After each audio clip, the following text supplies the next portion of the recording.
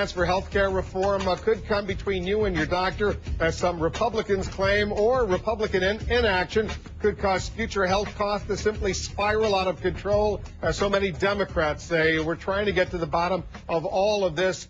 Here to discuss what's going on, two leaders in the United States House of Representatives. The number two leaders in both for that matter. Joining us now is the Majority Leader, Steny Hoyer, and the Minority Whip, Eric Cantor. Gentlemen, thanks very much for coming in.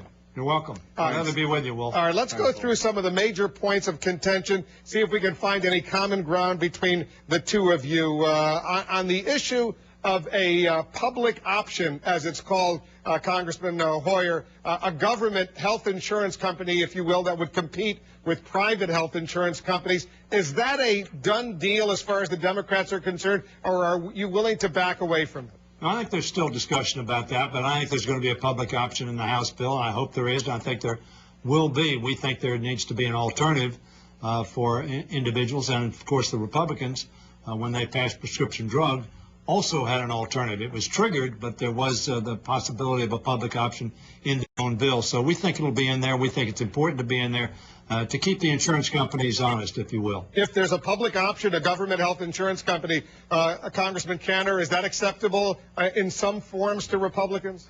Well, the thing is, I don't think anybody believes that you can have the government compete with the private sector. There just can't be an even playing field.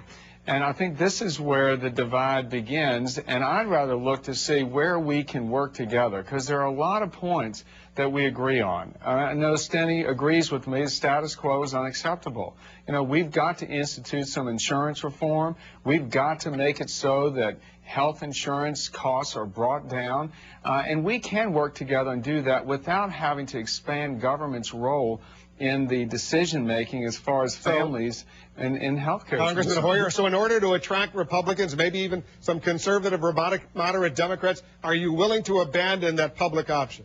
Well, no, we're not willing to abandon the public option. There are a number of different facets that it can take, but we're not willing to abandon it at this point in time. We believe it'll be in the House bill. But let me say, there is agreement, as Eric just said. The current system is not sustainable. The current system does not include all Americans, and the current system is too expensive, and it's not sustainable over the long term. So we've got to bring the cost curve down. We're in a lot of discussion about that. We've got to make sure that every American has access to affordable, quality health care. We got to make sure that pre-existing conditions don't preclude people from getting insurance that they need, and we got to make sure that small business can afford insurance. So those are the objectives we're trying to get to. Congressman Cantor, are you willing to accept a tax increase on the wealthiest Americans to help pay for health insurance for those who are uninsured right now? See, well, right now we've got a situation, one of the worst economic times in our generation. And so when you're starting to talk about taxing individuals that are successful, the problem is a disproportionate share of that group, almost 50%, derive at least 26% of their income from small business sources. So what you're really saying, and by saying that you're going to go after those people who are wealthy or successful, you will tax them, but you're also tax the job creators.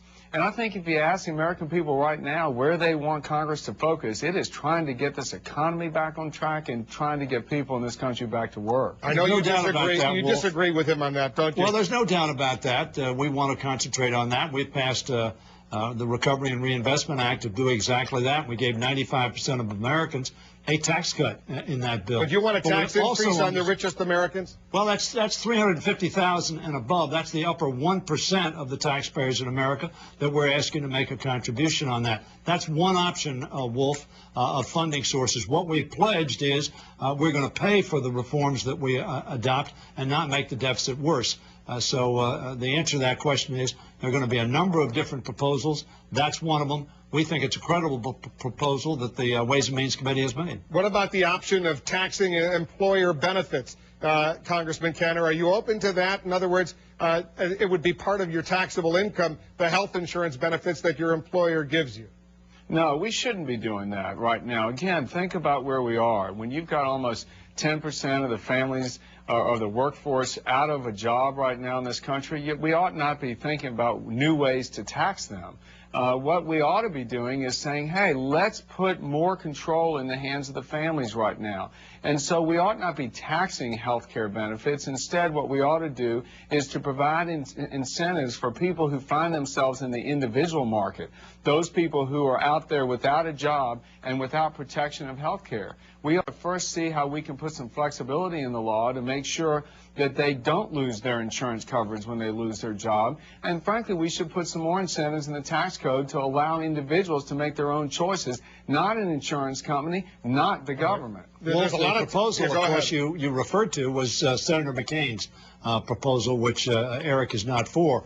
But he wants to put control in the hands of families. We want to do the same thing. Right now, unfortunately, as is so clear to the American public, control is in the hands of the insurance companies. That's what we need to change. Well, and Wolf, if I could say something right now, we don't want to put the control in the hands of some bureaucrats here in Washington. That's why when you start to ask about a government plan, there is such resistance, not only on the part of the Republicans here in Congress, but across the country.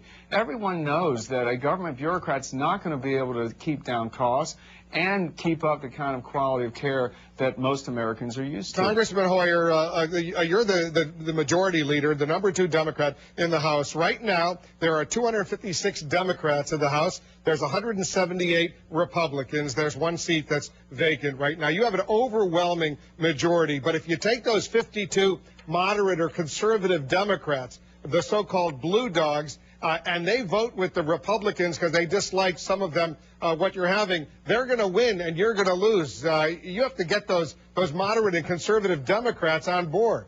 Wolf, I agree with your math, but that's not going to happen. The fact is that every Democrat that I've spoken to, from conservative to progressive and everybody in between, says they want to vote for a health care reform bill that gives access to affordable quality health care to every American. So we have a consensus in our party.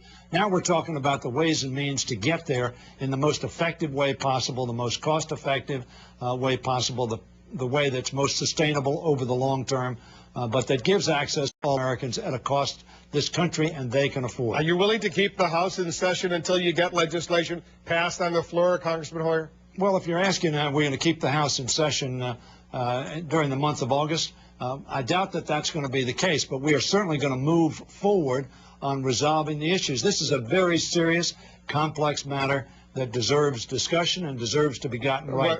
We're going to take the time to do that. Can I just press you on this? Are you willing to stay in session until the House passes health care reform in August? I'm willing to stay in session for as long as it takes if I believe that staying in session is the key. After all, once we pass the bill through the Energy and Commerce Committee, which I hope to do this week, we'll still have to reconcile 3 bills. There's still 2 bills in the Senate, or 1 bill that's passed out of committee, 1 bill that hasn't. So there's a lot of work to be done by staff and members, not necessarily on the floor of the House, but that has to be done before we get to a place where we'll have final passage of the health care. I'll give Congressman Kenner the last word. It looks like he's saying, and I'm just reading between the lines, that they'll get it through the committee, but not necessarily pass it on the floor before the recess.